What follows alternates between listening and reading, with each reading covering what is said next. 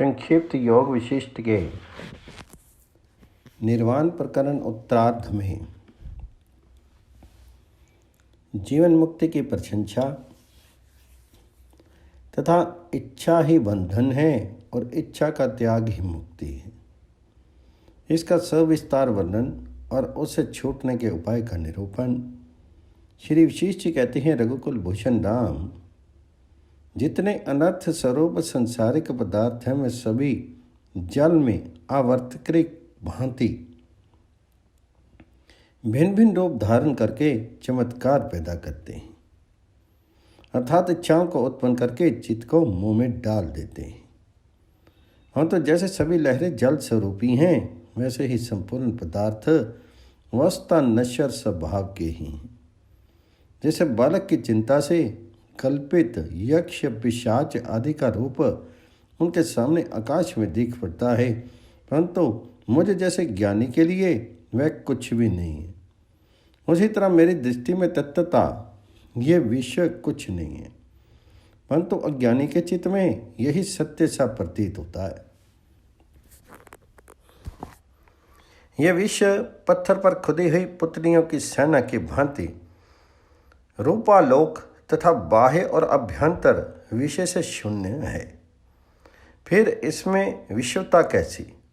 परंतु अज्ञानियों के लिए ये रूपालोक और मनन आदि से युक्त प्रतीत होता है। श्री राम, जगत को जद्रूप से जानना ब्रह्म है और इसे जगत द्रूप से ना जानना ब्रह्म शून्यता है। राघव, तवता और अहंता आदि सारे विभ्रम विलास शांत शिव तथा शुद्ध ब्रह्म स्वरूपी हैं, इसलिए मुझे ब्रह्म के अतिरिक्त और कुछ भी नहीं दिखाई पड़ता। ठीक वैसे ही जैसे आकाश में कानन दृष्टिगोचर नहीं होता।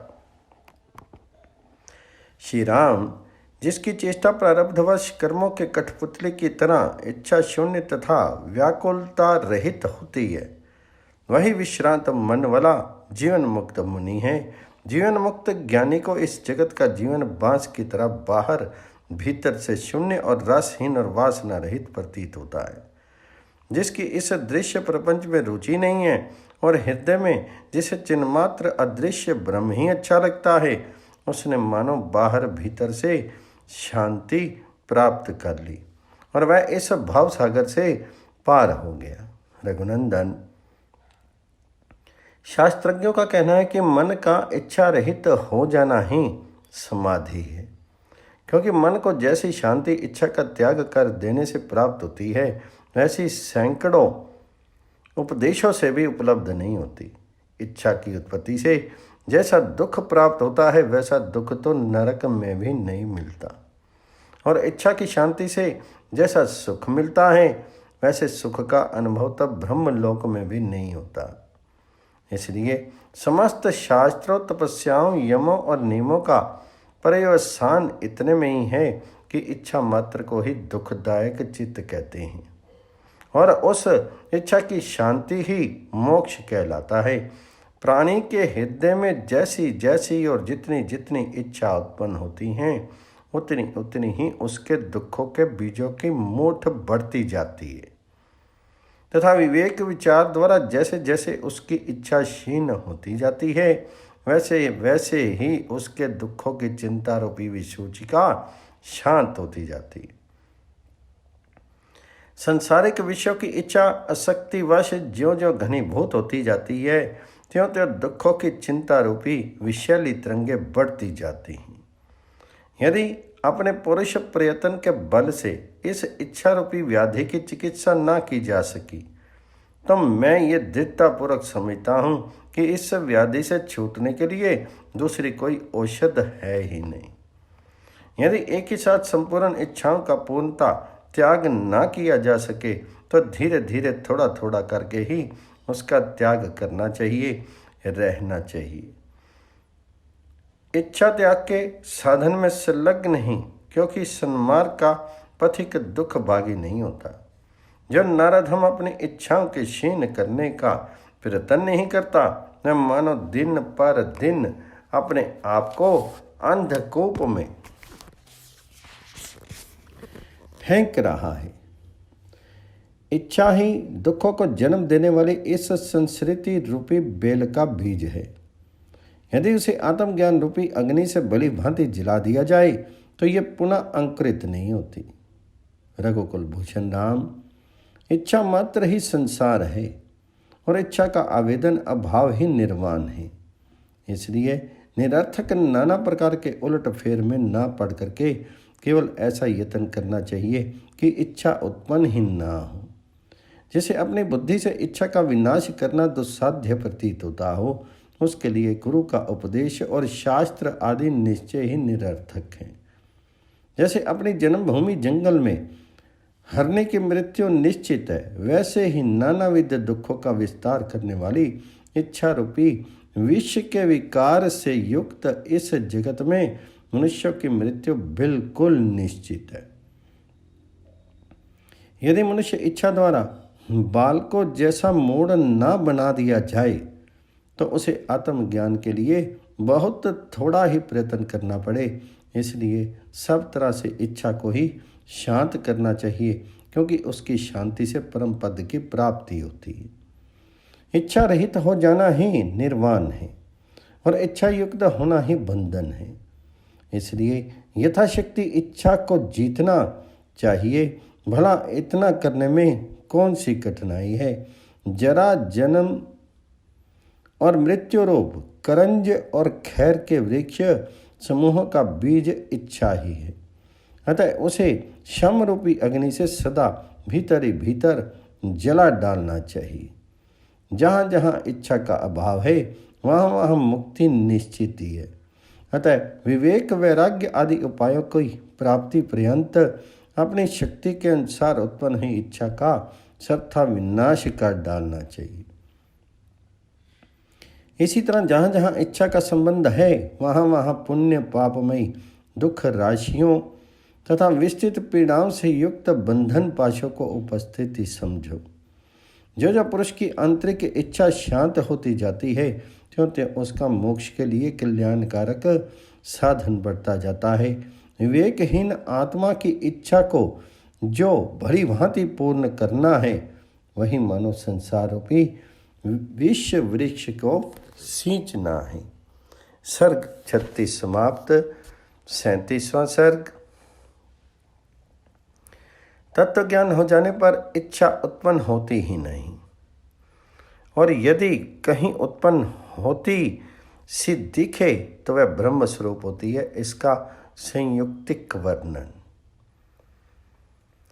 श्री विशेष जी कहते हैं, रघुनंदन, यदि आत्मा के अतिरिक्त यहाँ कोई दूसरी वस्तु विद्यमान हो तब तो इच्छा पूर्वक उसे प्राप्त करने की चेष्टा की जाए, परंतु जब उसके सिवा दूसरी किसी वस्तु की सत्ता है ही नहीं तब आत्मा से भिन्न किसी पदार्थ की इच्छा कैसे की जाए। वह चिद्ध आत्मा आकाश रूप है और स्वयं आकाश ही आकाश रूप विषय और उसका ज्ञाता है, तथा जगत का आभास भी आकाश स्वरूप ही है। ऐसी दशा में यहाँ इच्छा का विषय ही क्या है। जहाँ निर्वाण है वहाँ दृश्य प्रपंच आदि नहीं रहते, और जहाँ दृश्य प्रपंच वर्तमान है वहाँ निर्वाण का रहना असंभव है। इस प्रकार छाया और आत्म की भांति इन दोनों के परस्पर सहयोग का अनुभव नहीं होता। यदि ये दोनों एक साथ रहते तो परस्पर बाधित होने के कारण दोनों असत्य हो जाते और असत्य में निर्वाण रहता नहीं, क्योंकि निर्वाण का अनुभव अजर अमर और दुख रहित रूप से होता है। अदम प्राणियों दृश्य प्रपंच तो आत्मा को बंधन में डालने वाला है, अतः तुम लोग उसे भस्म क्यों नहीं कर डालते और स्पष्ट रूप से स्फुरित होती ही परमार्थ वस्तु का दर्शन क्यों नहीं करते। जब कार्य कारण भाव आदि सब कुछ ब्रह्म रूप ही भासने लगता है तभी इस विस्तृत चिन्ह मात्र स्वरूप प्रत्यागत आत्मा में ब्रह्मता सिद्ध होती है। अतः जो लोग इस एकमात्र चिद्ध आकाश रूप सर्वात्मक ब्रह्म के सर्वत्र व्याप्त रहते हुए ब्रह्म ज्ञान के लिए अन्य साधनों का अन्वेषण करते फिरते हैं, उन मृग रूपी शिष्यों से हमारा कोई प्रयोजन नहीं। जब न दुख है न सुख है, जगत भी शांत और मंगल में है तथा चिन्मात्रा से भिन्न दूसरी कोई वस्तु है ही नहीं, तब इच्छा कहाँ से उत्पन्न हो सकती है। जैसे मिट्टी के बने हुए योद्धाओं की सेना में मिट्टी के अतिरिक्त और कुछ नहीं है, वैसे ही सदात्मक जगत और अहंता आदि दृश्य प्रपंच में ब्रह्म के सिवा और कुछ नहीं। श्री राम ने पूछा, मुनीश्वर, यदि ऐसी बात है तब तो इच्छा का उदय हो या ना हो, क्योंकि वह भी तो ब्रह्म रूपी ठहरी। ऐसी दशा में उसके विधि निषेध से कौन सा प्रयोजन सिद्ध होगा। श्री वशिष्ठ ने कहा, श्री राम, आत्म तत्व का यथार्थ ज्ञान हो जाने पर इच्छा ब्रह्म रूप ही हो जाती है, उससे भिन्न नहीं रहती। अतः तुमने जैसे समझा है वह बिल्कुल सत्य है, किंतु इस विषय में मेरी ये बात और सुनो। जब जब आत्म ज्ञान का उदय होता है तब तब इच्छा शांत हो जाती है। जैसे सूर्योदय होने पर रात्रि विलीन हो जाती है, वैसे ही आत्मज्ञान हो जाने पर इच्छा आदि सभी विकार शांत हो जाते हैं। ज्यों ज्यों ज्ञान का उदय होता है त्यों त्यों द्वैत की शांति और वासना का विनाश होता जाता है। ऐसी स्थिति में भला इच्छा कैसे उत्पन्न हो सकती है। संपूर्ण दृश्य पदार्थों से वैराग्य हो जाने के कारण जिसकी किसी विषय में इच्छा उत्पन्न होती ही नहीं, उस पुरुष की अविद्या शांत हो जाती है और निर्मल मुक्ति का उदय हो जाता है। फिर तो उसका दृश्य प्रपंच विषयक वैराग्य और अनुराग दोनों नष्ट हो जाते हैं। उस समय उसका एकमात्र ऐसा स्वभाव ही हो जाता है कि उसे दृष्टा और दृश्य की शोभा रुचती ही नहीं। ऐसी परिस्थिति में उस तत्व ज्ञानी को इच्छा और अनिच्छा दोनों ही ब्रह्म स्वरूपी हैं, इसमें तनिक भी संशय नहीं है। अथवा तत्व ज्ञानी में अवश्य ही इच्छा उत्पन्न ही नहीं होती। यदि किसी मनुष्य को तत्व ज्ञान की प्राप्ति हो गई तो उसकी इच्छा शांत हो जाती है, क्योंकि प्रकाश और अंधकार की तरह इच्छा तत्व ज्ञान ये दोनों एक साथ रह ही नहीं सकते। और जिसकी सारी इच्छाएं शांत हो गई हैं, उसको भला कौन किस प्रयोजन के लिए क्या उपदेश दे सकता है। जो इच्छाओं का अत्यंत क्षीण हो जाना, समस्त प्राणियों को आनंदित करना अथवा आत्म आनंद का अनुभव है, वही तत्व ज्ञान की प्राप्ति का लक्षण है। तत्व ज्ञानी को जब किसी भी भोग्य पदार्थ में स्वाद का अनुभव नहीं होता, तब सारा दृश्य प्रपंच उसे फीका लगने लगता है। उस समय उसकी इच्छा का प्रसार रुक जाता है और तभी उसे मुक्ति भी मिल जाती है। तत्व ज्ञान हो जाने से जो एकता और अनेकता अर्थात द्वैत अद्वैत के प्रपंच से मुक्त होकर के शांत हो गया है, उसके इच्छा और अनिच्छा आदि सभी भाव शिवात्मक पर ब्रह्म स्वरूप हो जाते हैं। उसका ना इच्छे से, ना अनिच्छा से, ना सद वस्तु से, ना असद वस्तु से, ना अपने से, न पराये से, न जीवन से, न मरण से यूं किसी भी सरोकार नहीं रह जाता। रघुवीर, जिसे निर्वाण का तत्व ज्ञान हो गया है, उसके हृदय में जो इच्छा उत्पन्न होती ही नहीं।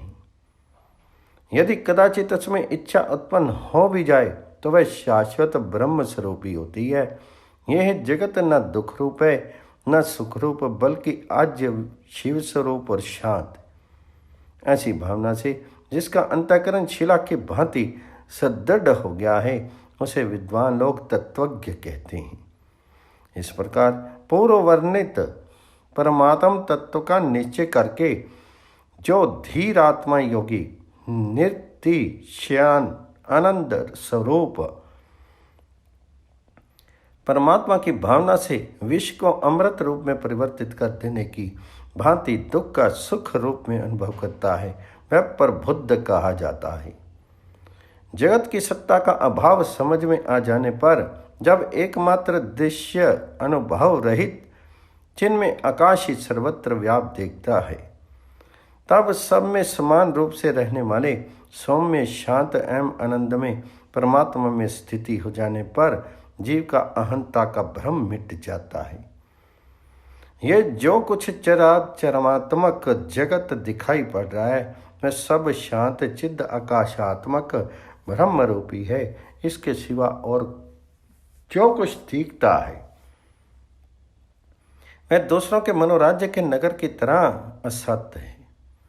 स्वप्न में देखे कि नगर और बालक द्वारा कल्पित प्रेत की तरह ये जो कुछ दिख रहा है उसमें असत्यता के अतिरिक्त और क्या है, अर्थात वह निश्चय ही असत्य है, क्योंकि सत्य ब्रह्म ही अहम इदम आदि रूप से असत्य सभाषित होता है। इसलिए ये भ्रांतिग्रस्त पुरुष के बिना ही स्फुरित होती है, अतः वह असत्य है। रामभद्र,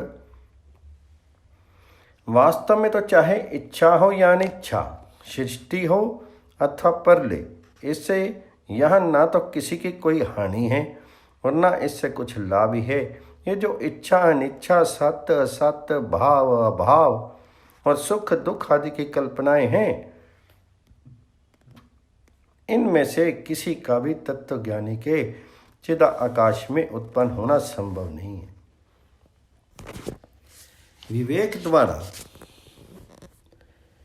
प्राप्त हुई शांति से तृप्त हुए जिस विवेकी की इच्छाएं दिन पर दिन क्षीण होती जाती हैं उसको मोक्ष का अधिकारी कहा जाता है। किंतु जिस अविवेकी का हृदय इच्छा रूपी छुरी से विद्ध हो गया है उसमें ऐसी भीषण वेदना होती है जिसे ये मणि मंत्र महाऔषध आदि मिटाने में समर्थ नहीं हो सकते। वस्तुतः तो इस परमात्मा में जगत आदि कुछ भी पदार्थ ना तो उत्पन्न होता है न नष्ट होता है, बल्कि निद्रागत सपन की तरह केवल प्रतिभासित होता है। प्रतिभास मात्र होने के कारण पृथ्वी आदि कारणों सहित इस देह की भी सत्ता नहीं है, केवल चिन्मात्र ब्रह्म ही स्थित है। रघुकुल तिलक, योगी लोग ज्ञान रूप सिद्ध औषध चूर्ण के प्रयोग से आधे क्षण में ही जगत की आकाश रूप में और आकाश को तीनों लोकों के रूप में परिवर्तित कर देती। जैसे आकाश में सिद्ध संकल्प द्वारा कल्पित असंख्य नगर गुप्त रूप से स्थित रहते हैं, वैसे ही अनंत चिन्मय पर ब्रह्म के संकल्प में सहस्त्रों सृष्टियां अंतरित रहती हैं। जैसे महासागर में उठी हुई विशाल लहरियां परस्पर संयुक्त होने पर भी एक दूसरे से पृथक सी स्थित जान पड़ती हैं, परंतु वास्तव में वे जल से भिन्न नहीं है। वैसे ही महान चेतन ब्रह्म में बहुत सी बड़ी बड़ी सृष्टियां परस्पर मिलती हुई होने पर भी पृथक सी स्थित हैं। वास्तव में तो वे उससे पृथक नहीं हैं। श्री राम, सारे भूत प्राणी अविनाशी परम शिव स्वरूप ब्रह्म में स्थित हैं और उसी में ये सारी सृष्टियां भी आकाश में शून्यता के उल्लास की भांति स्वच्छंद रूप से स्थित हैं। राघव, काल उसके अंतर्गत ब्रह्मांड समूह, उसके भीतर 14 भवन, उन भवनों में अहम तम आदि भोक्ताओं के भोगों के साधन भूत, इंद्रिय समूह, इंद्रियों के विषय, शब्द स्पर्श आदि और अद्भुत भोग, ये सब कुछ एकमात्र शांत अज अव्यय चिद आकाश ही है। यूं निश्चय हो जाने पर राग आदि किसी भी विकार का उत्पन्न होना संभव नहीं। सर्ग 37 समाप्त। 38वें सर्ग में चेतन ही जगत है, इसका तथा तत्वज्ञानी और जगत के स्वरूप का वर्णन श्री वशिष्ठ जी कहते हैं। श्री राम, ब्रह्म का स्वरूप सबसे सूक्ष्म है, इसलिए जो जो वस्तु जिस जिस रूप से अत्यंत अनुस्वरूप है वह उसी रूप में सूक्ष्म भूत ब्रह्म वस्तु है। ऐसी दिशा में ब्रह्म वस्तु ही सर्वत्र वर्तमान है। जैसे घट आदि पदार्थ अगल बगल तथा ऊपर नीचे सर्वत्र मिट्टी है, उससे भिन्न नहीं, वैसे ही इस जगत को जिसने जिस रीति से परीक्षा करके देखा उसे वस्तुतः वह ब्रह्म स्वरूप ही दिख पड़ा। जैसे स्वर्ण के भूषण आदि सैकड़ों रूपों में परिवर्तित हो जाने पर भी उन रूपों में स्वर्णत्व ही वर्तमान रहता है, वह दूसरा कुछ नहीं हो जाता, वैसे ही शांत ब्रह्म के अनेक जगत भाव तथा जीव भाव में परिणित होने पर भी वह उनमें अपने शांत ब्रह्म स्वरूप से ही स्थित रहता है। राघव, जिस महात्मा पुरुष की दृष्टि में सारा विश्व ही निराकार चेतन आकाशीय रूप ब्रह्म में प्रतीत होता है, उस मनोव्यापार शून्य योगी को किसी निमित्त से किसी पदार्थ की इच्छा कैसे उत्पन्न हो सकती है, जब पूर्णतः शांत तथा विवेक रूप से इच्छाओं से रहित हो गया है। उस सत्ता अथवा वैभव एवं दरिद्र को समान रूप से देखने वाले ज्ञानी की महिमा का आकलन करने में कौन समर्थ हो सकता है। जो विशुद्ध ज्ञान स्वरूप आत्म प्रकाश पर संपन्न और चिद्ध आकाश रूप हो गए हैं, उनका ना कुछ बिगड़ता है और ना कुछ बनता है। किंतु जो अज्ञानी हैं, उनके मृग तृष्णा रूपी नदी के तट के समान भ्रांत आत्मा में जन्म मरण असत्य होते हुए भी ब्रह्मवश्य सत्य से प्रतीत होते हैं। जब उनकी सम्यक रूप से परीक्षा कर ली जाती है, तब ना तो भ्रांति रह जाती है और ना परीक्षक रहती है, और ना जनन मरण का भी नाम निशान रह जाता है। उस समय केवल अविनाशी शांत ब्रह्म ही रह जाता है, जो मैं हूँ, जो तुम हो, जो इच्छाएं एवं दिशाएं हैं, जो क्रिया काल और आकाश आदि हैं, तथा जो लोकालोक आदि पर्वत हैं, उन सब में शिव स्वरूप चिद्ध आकाश ब्रह्म ही व्याप्त है। इसी तरह जो बाह्य और आंतर विषय हैं, जो भूत और तीनों काल हैं, जो जगत हैं और जो जरा मरण और पीड़ा आदि हैं, वे सभी महाचिद्ध आकाश स्वरूप ब्रह्म ही हैं, जो वासना रहित हो गया है, जिसे वर्तमान भोग नीरस मालूम देते हैं और भावी भोगों की जिसे इच्छा नहीं है, ऐसे साधक के लिए सत्य शास्त्र के अतिरिक्त आत्म सुख की प्राप्ति का हेतु और क्या हो सकता है। रघुनंदन, जिसे संसार को क्षीण कर देने वाले स्वाभाविक सत्य अर्थ का साक्षात्कार हो गया है, यह पुरुष संकल्प रहित हो जाता है, क्योंकि वह संकल्प को आत्मा से पृथक जानता ही नहीं। इसलिए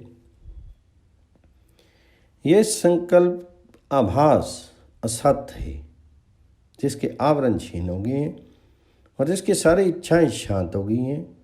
वह परम आनंद रूपी अमृत से परिपूर्ण हो जाता है और नित्यानंद स्वरूप ब्रह्म सत्ता से ही शोभित होता है। जैसे पूर्णिमा के चंद्रमा से सारा आकाश मंडल उद्दीप्त हो जाता है, वैसे ही जिसकी बुद्धि ज्ञान आलोक से प्रकाशित है और जो समस्त संदेह रूपी और अंधकारात्मक कुहाजे को छिन्न भिन्न कर देने के लिए वायु के समान है, उस पुरुष से सारा देश उद्भासित उठता है। विचारजन्य तत्व ज्ञान से देखने पर जिसका प्रत्यक्ष दर्शन नहीं होता, वह सदा के लिए सत्ताहीन। इसलिए जगत का रूप स्वरूप रहित है और ब्रह्म स्वयं अपने ही रूप में स्थित है। श्री राम, जैसे स्वप्न दृष्टा पुरुषों को स्वप्न सत्य सा प्रतीत होता है, वैसे ही अज्ञानियों की दृष्टि में मेरा शरीर भी सत्य ही है, परंतु मेरी दृष्टि में वह निश्चय ही उसी प्रकार असत्य है जैसे सुषुप्त पुरुष की दृष्टि में स्वप्न।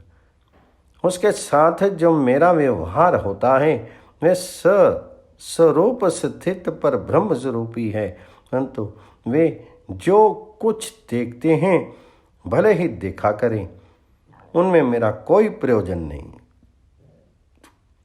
मैं अपने विशिष्ट रूप में तो कुछ नहीं हूँ, किंतु स्वस्वरूप से पर ब्रह्म में स्थित हूँ। ये व्यापक ब्रह्म सत्ता मानो तुम्हारे ही लिए विशिष्ट रूप से प्रकट हुई है, और मेरी ये वाणी भी ब्रह्म सत्ता रूप ही है, जिसे प्रतिकूल दुख आदि भी अनुकूल प्रतीत होते हैं। उस शुद्ध ब्रह्म स्वरूप तत्वज्ञानी के हृदय में न तो भोगों की इच्छा ही जागृत होती है और न मोक्ष की इच्छा ही। मनुष्य का जो ये बंधन और मोक्ष का क्रम है, ये तो स्वभाव के ही अधीन है। ये संसार पीड़ा तो मोह के कारण ही उत्तम हुई है।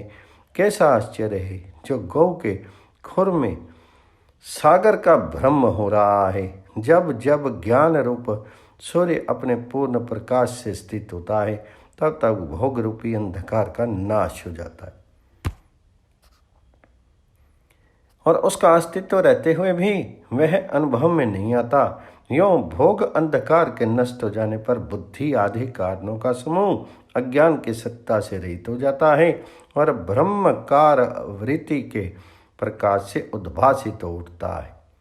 इसलिए वह दीपक के प्रकाश की तरह ब्रह्मभूत होकर के चारों ओर भासित होने लगता है। सर्ग 38-39 समाप्त हुआ। जीवन मुक्त के द्वारा जगत के स्वरूप का ज्ञान, स्वभाव का लक्षण तथा विश्व और विश्वेश्वर की एकता और स्वात्मभूत परमेश्वर की पूजा का वर्णन। श्री विशेष जी कहते हैं, रघुनंदन, विषय भोग भाव रूपी महान रोग है। भाई बंधुवादी से दृढ़ बंधन है और धन संपत्ति महान अनर्थ के कारण है। यो समझ करके अपने द्वारा आत्मा में ही शांति लाभ करनी चाहिए। जैसे सुप्ति अवस्था में पड़े हुए पुरुष को स्वप्न का भान नहीं होता और स्वप्न दृष्टा को सुप्ति का ज्ञान नहीं होता, वैसे ही ब्रह्म स्वरूप में स्थित पुरुष को जगत का भान नहीं होता और जगत जाल में फंसा हुआ ब्रह्म स्वरूप से अनभिज्ञ रहता है। परंतु जिसकी बुद्धि पूर्णतः शांत हो गई है तथा जो जीवन मुक्त तत्व ज्ञानी है, वे ब्रह्म और जगत के प्रकाशमान रूप को वैसा ही जानता है जैसे जागृत एवं स्वप्न दृष्टा को क्रमशः उनके रूप की जानकारी रहती है। तत्व ज्ञानी को इस संपूर्ण जगत के यथार्थ स्वरूप का ठीक ठीक ज्ञान हो जाता है, जिससे वह शरतकालीन मेघों के समान शुद्ध आत्मा होकर के भली भांति शांत हो जाता है। रामभद्र, जैसे जहाँ सूर्य रहेंगे वहाँ प्रकाश का रहना असंभावी है, उसी प्रकार जहाँ तत्व ज्ञान में बुद्धि रहेगी वहाँ विषयों से पूर्ण वैराग्य रहेगा ही। यह जगद्रूपी चित्र जो कर्ता कर्म और करण आदि सामग्रियों से रहित, दृष्टा दृश्य और दर्शन से शून्य तथा उपादेय पदार्थों से हीन है, दीवार रूपी आधार के बिना ही आविर्भूत हुआ है। तत्व ज्ञान की प्राप्ति हो जाने से जागृत काल में जो राग और वासना से रहित शक्ति अवस्था प्राप्त होती है उसे तत्वज्ञ पुरुष स्वभाव कहते हैं और उसमें परिनिश्चित हो जाना मुक्ति कहलाती है। ऐसी निष्ठा प्राप्त हो जाने पर तत्वज्ञानी को कर्ता कर्म और करण से हीन, दृष्टा दृश्य और दर्शन से शून्य तथा बाह्य और अभ्यंतर विषयों से रहित ब्रह्म जगद्रूप से स्थित जान पड़ता है, अर्थात जगत ब्रह्म स्वरूप ही प्रतीत होता है। उस समय उस ज्ञानी को ऐसा लक्षित होता है कि प्रकाशमान वस्तु प्रकाशित हो रही है, पूर्ण में पूर्ण स्थित है और अद्वैत द्वैत रहित प्रत्यगात्म में द्वैत अद्वैत शून्य ब्रह्म ही अखंड एक रस रूप से स्थित है। वस्तुतः जो ब्रह्म के सृष्टि रूप में स्थित होने पर भी आकाश मंडल के सदृश शांत एवं सत्य स्वरूप स्वयं परमात्मा ही अपने सत्य स्वरूप में शिला जठर की भांति अशुद्ध हुआ स्थित है। जैसे भविष्य में जिस नवीन नगर का निर्माण करना होता है उसका नक्शा पहले से ही चित्त में वर्तमान रहता है, उसी तरह यह पूर्ण प्रकाश स्वरूप जगत ब्रह्म में ही स्थित है। जैसे गंधर्व नगर एवं तल मलिनता आदि दोषों का बाध हो जाने पर आकाश अकस्मात ही अपने शून्य स्वभाव से दिखने लगता है, उसी तरह तत्व ज्ञान हो जाने पर जब सृष्टि उत्पत्ति विनाश से रहित मिथ्या सिद्ध हो जाती है तब हठात आनंद घन ब्रह्म ही विशेष रूप से भासित होने लगता है। रघुकुल भूषण राम, जैसे किसी सहायक की अपेक्षा किए बिना ही वायु में स्पंदन होता है और जैसे सूर्य आदि की ही प्रभा का प्रसार होता है, वैसे ही ये जगत पर ब्रह्म परमात्मा में स्थित है और उसी से प्रादुर्भूत होता है। जैसे जल में द्रव तत्व आकाश में शून्यता और वायु में स्पंदन ओतप्रोत है, ऐसे ही पर ब्रह्म परमात्मा में अनिर्वचनीय विवर्त रूप ये जगत है। महाचिद्रूप महाआकाश में जो ये जगत भाषित होता है वह चिद्रूप ही है, जो मणि में उसकी निर्मलता की तरह स्फुरित होता है। जैसे वायु और उसके स्पंदन का भेद कथन मात्र है, वास्तविक नहीं, वैसे ही विश्व और विश्वेश्वर का भेद भी असत्य रूप ही है, जो तीनों कालों में सत्य है और जिसमें द्वैत की संभावना नहीं। मैं महाचिन्ह मात्र स्वरूप ब्रह्म ही विश्व रूप में भासता है। वास्तव में तो न विश्व ही सत्य है और न विश्व का स्वरूप ही।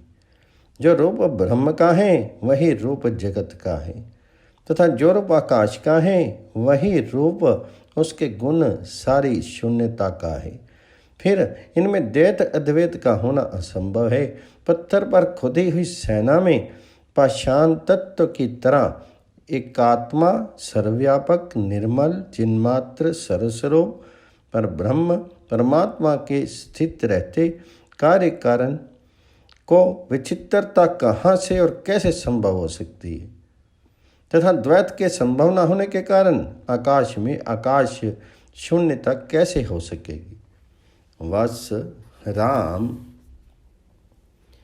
ज्ञान प्राप्ति के लिए पूर्ण विवेक रूपी उपचार से यथाक्रम पूजन सामग्री द्वारा बुद्धिपूर्वक स्वभाव रूप परमेश्वर की पूजा करनी चाहिए, क्योंकि विचार शम सत्संग और त्याग रूपी पुष्पों द्वारा पूजित हुआ परमेश्वर तुरंत मोक्ष रूपी फल प्रदान करता है। सज्जन शिरोमणि, वह परमेश्वर तो अपना आत्मा ही है। एकमात्र यथार्थ अनुभव रूपी पूजन सामग्री से पूजित होने पर जो सर्वोत्तम मोक्ष फल प्रदान करने वाला है, वह आत्मा रूपी ईश्वर जहाँ वर्तमान है वहाँ उसे छोड़ करके भला कौन ऐसा मूर्ख होगा जो किसी दूसरे का आश्रय ग्रहण करेगा।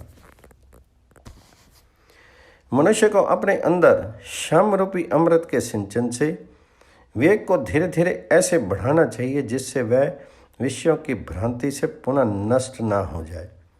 उसे चाहिए कि वह देह की सत्ता को अवहेलना करके उसमें स्थित तात्विक वस्तु का साक्षात्कार करे और लज्जा भय विषाद ईर्ष्या सुख और दुख पर समान रूप से विजय प्राप्त करे। राघव, जैसे संकल्प की शांति हो जाने पर संकल्प नगर सदा के लिए शांत हो जाता है, तथा जैसे जागृत पुरुष के लिए स्वप्न नष्ट हो जाता है, वैसे ही आत्मज्ञानी की दृष्टि में ये सारा जगत सदा के लिए अस्त सा दिख पड़ता है। यदि कोई पुरुष अविद्या स्वरूप जिस किसी काल्पनिक उपदेश से मैं कृतार्थ हो गया हूँ, यो अपने को मानने लगता है, तो अज्ञानी होने के कारण वह वास्तव में अकृतार्थ ही है। मूर्खता से विमोहित होने के कारण ही वह अपने को कृतार्थ समझने लगता है। परंतु दूसरे ही क्षण जब उसे नाना प्रकार के कष्ट घेरते हैं, तब उसे अपनी अकृत्यार्था का ज्ञान होता है। विद्वानों का मत है कि जो काल्पनिक उपाय हैं वे क्षण भर में ही भाव अभाव और इच्छा के विभ्रम विलास से दुखदायी हो जाता है। अतः ये मोक्ष का उपाय नहीं है। जगत ब्रह्म का पूर्णता ज्ञान हो जाने पर जो वासना रहित स्थिति प्राप्त होती है उसी को निर्वाण कहा जाता है। उसके प्राप्त होने पर संपूर्ण विजय स्वतः ही निरस हो जाते हैं। सर्ग 40, 41, 42 समाप्त हुआ।